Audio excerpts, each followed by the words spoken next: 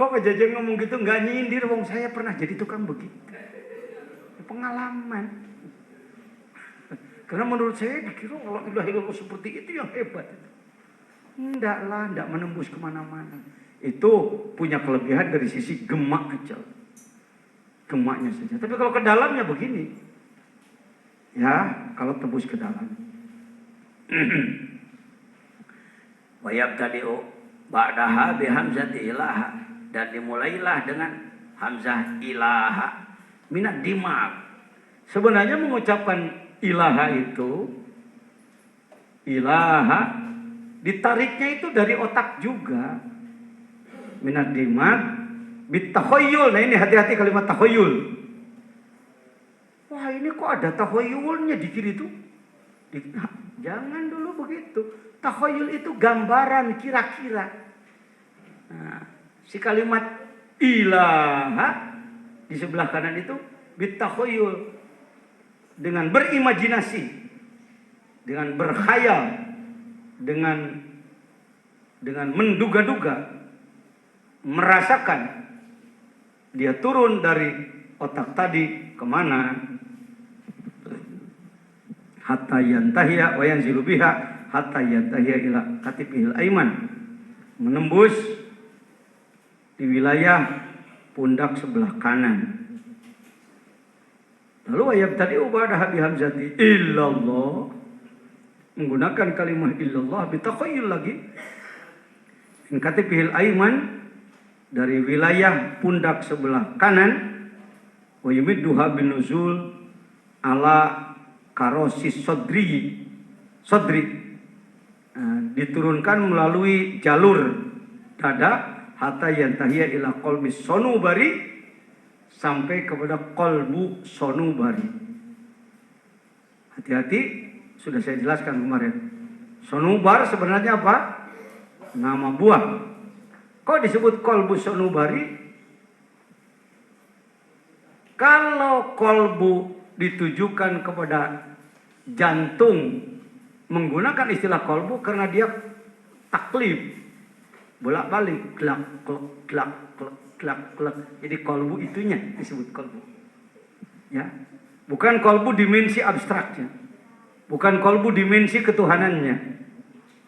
Tetapi memang posisinya di posisi jantung. Majaz mursal. Di atas meja ada apa ini? Ada gelas. Gelas di atas meja. Meja gelas bukan. Gelas meja bukan. Itu majaz mursal. Orang yang matang mendalami sastra ilmu bayannya akan paham 35 alaqah majaz mursal. Ya, ini namanya haliyah. Ya, ada mahalliyah dan lain-lain. Nah, kalau qalbu sanubari atau jantung disebut qalbu, itu majaz mursal. Mimbabi itlaqil mahal, yang disebutkan tempatnya, jantungnya, sedangkan yang dituju adalah latifah qalbunya. Jadi majaz mursal. Wa yumiduha binuzul ala karasi sadri hatta yantahi ila qalbis sonubari fil janibil aisar, di lambung sebelah kiri, tahta idhamil jambi wa dilai, dan di bawah tulang-tulang rusuk sebelah kiri. Fayadribu, maka dipukulkan, dihunjamkan al-jalalata lafaz illallah, Allahnya, bikuwatin nafasi al-mahbusi, dengan kekuatan napas yang dihembuskan, ala suwaida'il qalbi, ke wilayah hitam-hitamnya jantung, hatta yata'assara bihararatihi. Bayangkan, sekali mengucapkan la ilaha illallahnya, bukan pengucapan ngejar jumlah, tapi satu kali itu saja sudah sangat berbobot. La mengolah 3 latifah, ilaha mengolah 2 latifah, illallah mengolah 2 latifah, dan lafaz jalalahnya diarahkan kepada jantung sehingga ia menghasilkan panas, hatta yata'assara bihararatihi jami'ul badani. Ya. Semua badan. Ketika jantung ditotok, bidik, ditembak, dihunjam dengan lafaz Allah, illallah, itu menghasilkan harorah, menghasilkan unsur panas kepada seluruh badan. Dampaknya bihaitsu yahtariku jami'ul azzail fasidah. Semua jud-jud yang rusak, semua yang rusak di sini bisa yang rusak secara fisik. Karena itu zikir juga dijadikan alternatif pengobatan. Sebenarnya ngomong alternatif bagi zikir itu budaya itu. Karena seakan-akan yang paling layak menjadi sarana atau jadi alat kesehatan adalah medis ya. Maka semacam doa-doa disebut alternatif. Negeriku, negeriku. Jadi kalau begitu Nabi Muhammad adalah ahli alternatif. Prihatin. Ahli doa yang ahli. Kalau pakai pil alternatif. Boleh Pak ngomong begini, boleh Pak. Mohon maaf. Banyak para dokter yang konsultasi pada saya kalau soal gini. Ya. Aduh, ya kecuali dukun lah ya. Mau disebut alternatif boleh lah. Karena dia kemana larinya. Tapi tetap aja oleh Allah ditolong juga ya. Baik. Jami'ul badani bihaitsu yahtariku jami'ul ajzail fasidah. Semua jud-jud yang rusak sebutlah kandang-kandang setan lah. Bahasa mudahnya. Ya. Darah-darah yang dihasilkan dari rezeki haram. Ini pembersihan ke situ. Jangan menganggap bahwa darah yang mengalir di badan. Berapa liter di badan? Katanya berapa liter? 6 liter ya?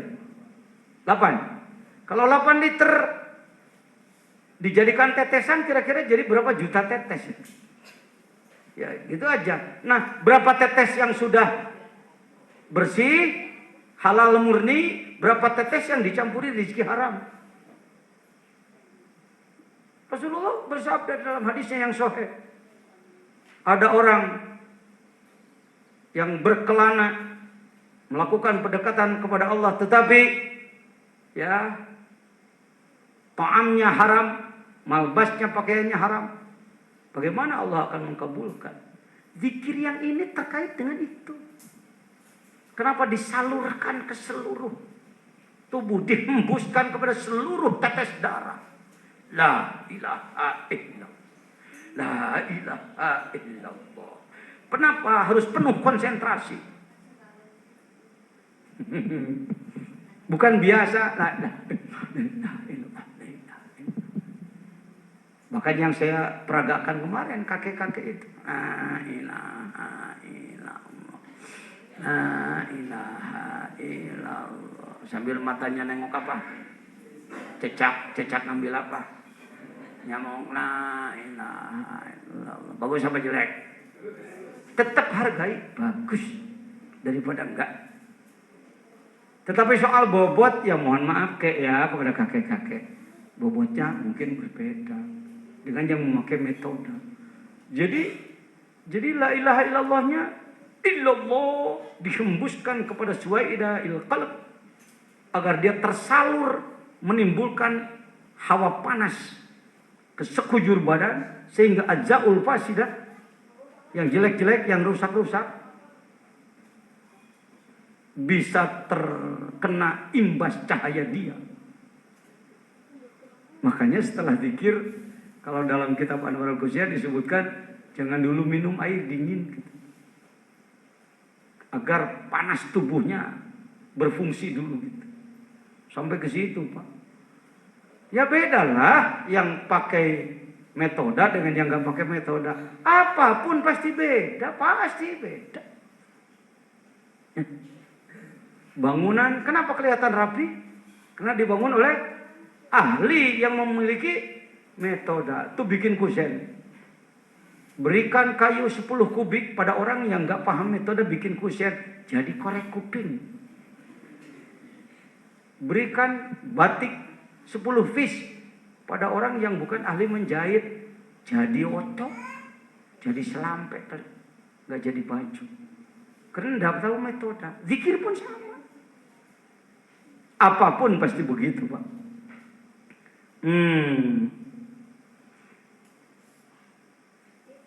Wa yatanawwaru ma fil badantum, dan bermunculanlah cahaya pada setiap tetes darah, daging, tulang, otot, urat, seluruh memiliki cahaya. Bukan cahaya terang kayak lampu, bukan.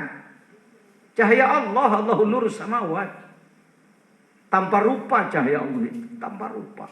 Malam itu pun cahaya Allah. Oh nggak ada, ini gelap aja. Ini kan lagi ngaji daleman. Ya. Jangan disamakan dengan ilmu biasa. Minal azza'i solehah, dari jujud yang soleh. Binuril jalalah tuh kan. Dengan cahaya lafaz Allah. Fayahitu ala mahallil lataifi kulliha. Maka ia menembus, mencakup kepada semua tempat-tempat latifah yang 7. Oh begitu, oh pantas. Abah, walaupun terkadang beliau mengatakan talqin 7 latifah, tapi sangat jarang menyampaikan itu. Saya mungkin salah seorang atau satu-satunya orang mungkin yang menjelaskan bahwa dengan menggunakan la ilaha illallah seperti itu, 7 latifah sudah diolah semua. Ya. Mungkin Bapak dengar-dengar orang lain sih sudah ditalkin berapa latifah? 7. Angkat tangan yang pernah ditalkin 7 latifah.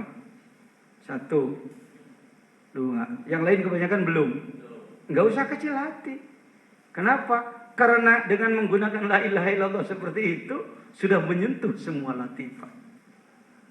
Setiap selesai penataran mubalik di Suryalaya, pada periode saya dulu, saya sebagai ketuanya, selalu saya ajak untuk talqin 7 latifah. Mohon maaf, banyak latifah sudah ditalqin semua, sifat masih belum banyak, Pak. Ya, dengan hormat ya, maaf, tidak bermaksud menyinggung. Sekali seangkatan itu 300. Ada 300 peserta, talqin 7 latifah semua. Ya ada lah yang ditalqin 7 latifah, memang wataknya sudah bagus, semangatnya bagus, lalu semakin lengkaplah dengan ditalqin 7. Tapi saya katakan nggak jamin, nggak. Jadi Anda yang belum ditalqin latifah 7, nggak usah minder. Saya mau belum, karena menggunakan la ilaha illallah seperti ini, saya ulangi, adalah sudah mengolah berapa? Kayak nggak ketangkep omongan saya ini. Alhamdulillah. Paham ya? Oh, nah gini. Pentingnya ketemu saya mungkin antara lain legalitas seperti ini. Kemarin ketika belum dijelaskan, saya tanya taholli tajalli. Bapak-bapak, saudara-saudara sudah taholli belum? Belum. Taholli itu kan kelasnya tuh kan, selalu kelasnya tinggi. Ketika saya jelaskan taholli itu mengurangi dosa, ternyata bapak-bapak dan ibu-ibu jamaah sekalian, bukan pendosa kelas tertinggi, artinya tidak ada dosa yang tidak ditinggalkan. Semua dosa dilakukan? Enggak. Saya tanya, tadi malam membunuh berapa orang? Enggak, Pak, dari mulai hidup juga belum. Ya namanya itu sudah taholli. Sudah merintis taholli. Taholli itu bukan ujuk-ujuk semua dosa lepas. Enggak.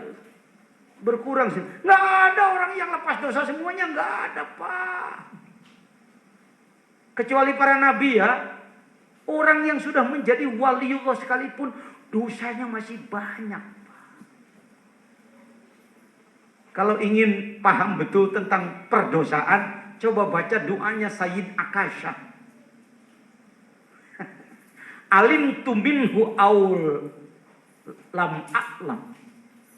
Sirra wa alaniyat. Ya Allah, bila ada dosa-dosa saya, dosa yang saya sadari dan dosa yang tidak saya sadari, dosa yang terang-terangan atau saya sembunyi-sembunyi. Kalau Bapak disuruh ngitung dosa Bapak, sepengetahuan Bapak kita lah, Kalau kita diminta, termasuk saya, coba Pak hitung dosa-dosa Bapak secara rinci. Dihitung semua. Insya Allah tidak sampai 10% itu. 90% dosa-dosa yang belum kita ketahui. Itu gimana itu? Sampai ada orang yang mendapatkan karomah, Pak Jajan. Begini ya. Kayak main panjat pinang. Filosofinya begitu. Anakku, adik mahasiswa, mahasiswi. Orang yang sampai ke tingkat wilayah itu, kewalian itu. Mohon maaf. Bukan dicapai dengan amalannya sendiri. Itu kayak main panjat pinang. Ada panjat pinang? Apa di sini nyebutnya? Rebutan. Rebutan. Ada nggak main rebutan? Tiang rebutannya biasa-biasa aja lah. Pohon pinang, ya udah nggak pakai gemuk, nggak pakai sabun, nggak apa-apa. Yo panjat pinang. 5 menit juga selesai. Tapi yang jadi seru kan apanya itu? Dikasih apanya? Ya pelicinnya. Baru mau naik, prosot ke bawah. Baru naik injek sama yang atas, prosot lagi. Naik. Itu kan jadi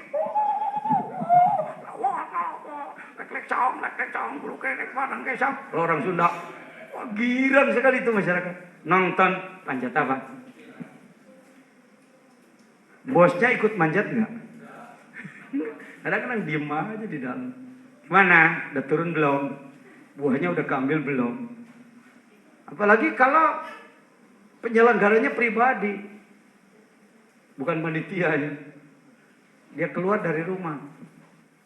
Udah terlalu sore ini dekat maghrib, udah tebang aja. Kalau tahu mau ditebang buat apa gua naik ke sini. Makanya nggak boleh bicara rahasia. Jadi agak paham ya sekarang? Jadi orang-orang seperti kita, sebut saja, boleh ikut main rebutan. Sangat mungkin bahwa kita akan mencapai oleh kita jauh. Paling nanti udah kelihatan bonyok-bonyok. Jadi kita ngamalin dikir ini cari bonyok aja. Cari capek aja lah. Yakinilah ya Allah, engkau pasti gak senang sama saya ya Allah. Wong saya ini orang gak bener. Ilallah. Ya Allah, dibanding mereka yang gak bener tapi gak dikir kan mendingan saya ya.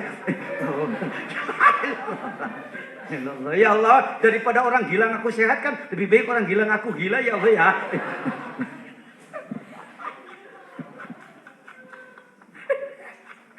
Maaf, kalau orang sebodoh saya kadang-kadang ya dapat cipratan karomah ya.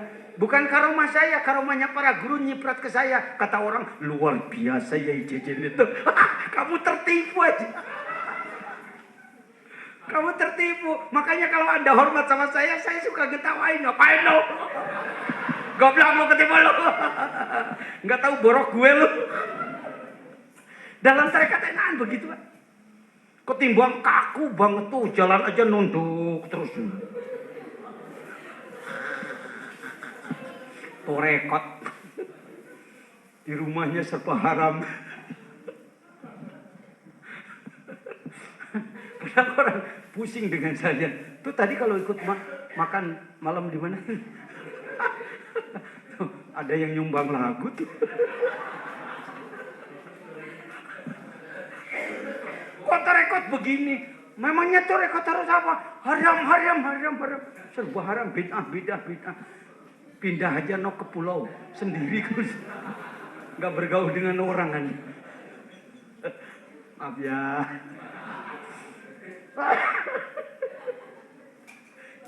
Senang saya ngomong begini. Ya Allah, alhamdulillahirrahmanirrahim. Sampai di mana tadi kita ngomong? Jadi lafaz jalalah ditembuskan kemana? Ke seluruh latifah. Jadi zikir itu sedang membakar juz-juz kotoran dalam diri kita. Yang dohiriyah maupun batiniyah. Nah, kalau sudah ke situ, Anda akan berpikir, oh begini ya. begini, nggak sembarangan. Pantas banyak orang yang nggak mau.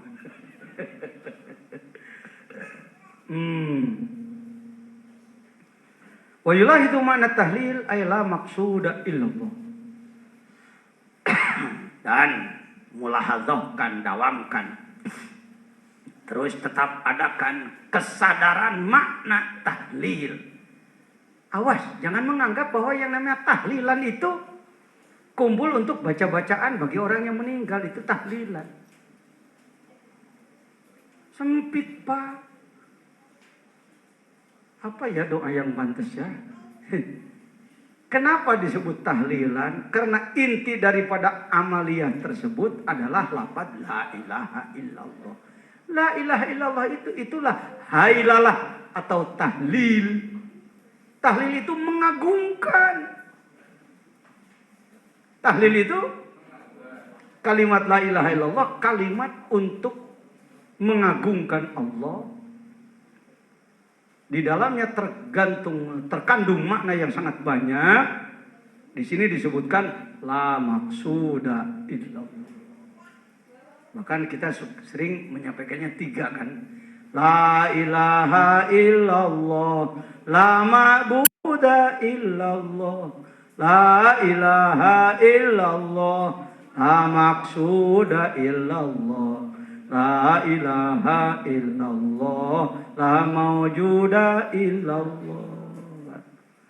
Kalau sudah la mawjuda itu habis, itu fana itu.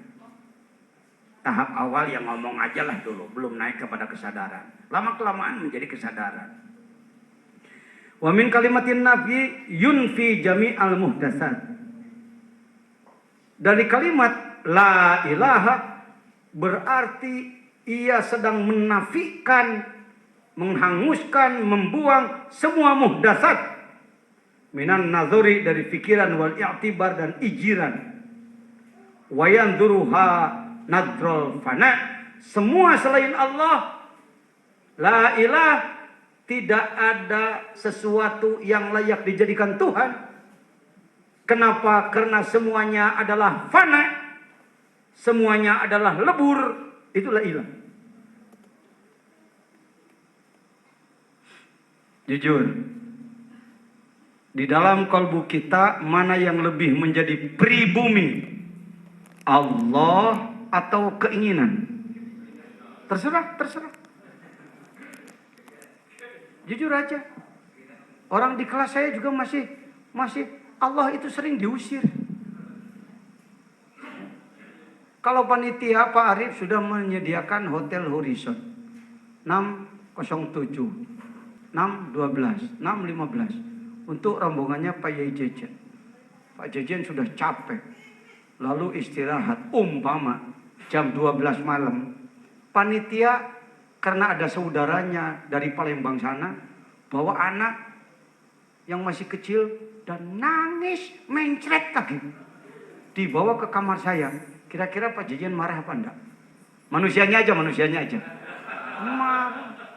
Goblok panitia. Tambah lagi udah 2 orang, ditambah lagi 5 orang.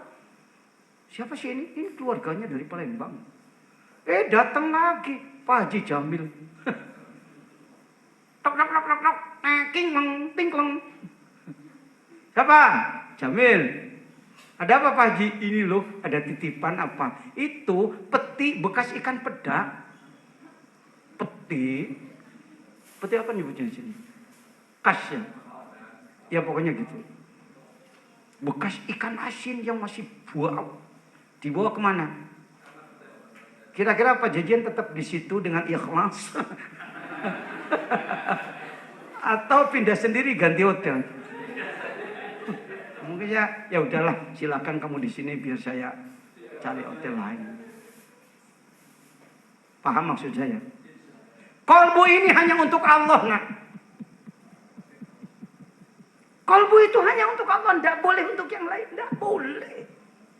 Disebutnya Baitullah, makanya jangan sempitkan kolbu ke daging hati. Anda jadi keliru nanti.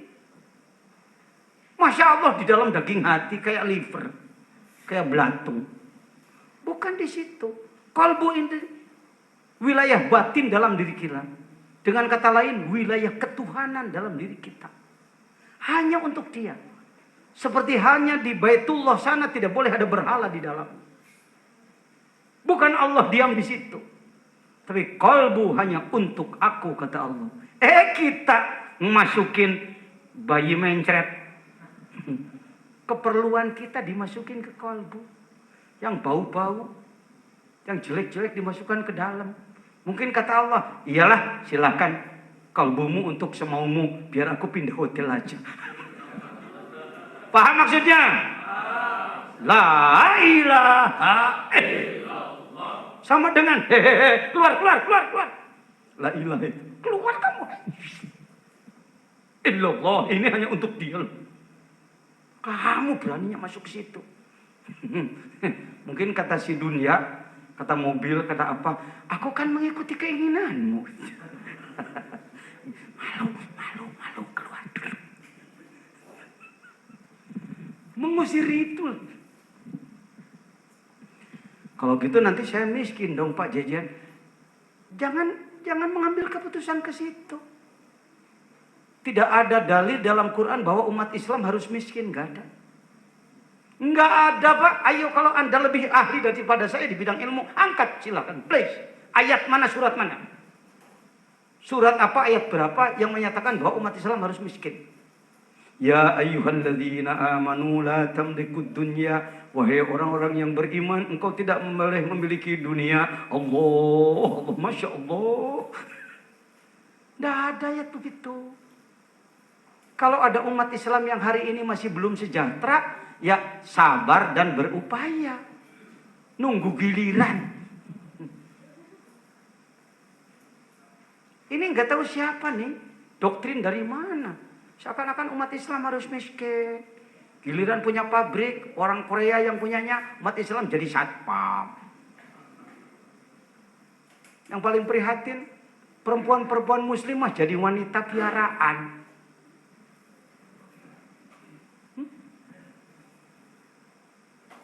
Annal ardo yarithuha ibadiyas solihun. Dunia ini kuwariskan untuk hamba-hambaku yang soleh. Kalau kita melihat umat yang belum sejahtera, nasihatkan sabar ya, berupayalah. Hargai pekerjaan yang ada ya. Pokoknya berhasil dan tak diharamkan kalau di bidang rezeki. Tapi lakukan doa, lakukan pendekatan kepada Allah. Kok Pak Jejen ngomongnya seperti dengan penuh perasaan. Saya ustadz yang 10 tahun di Sukabumi disebut ustadz termiskin. Betul Pak. Pengen tahu istana saya tahun 80-an. Sok Pak Udin, kalau ada gambarnya boleh lah. Ya. Mungkin orang menganggap kalau Pak Jejen hari ini, jabatannya aja sekian. Rumahnya koyok begitu. Pesantrennya sekian hektar.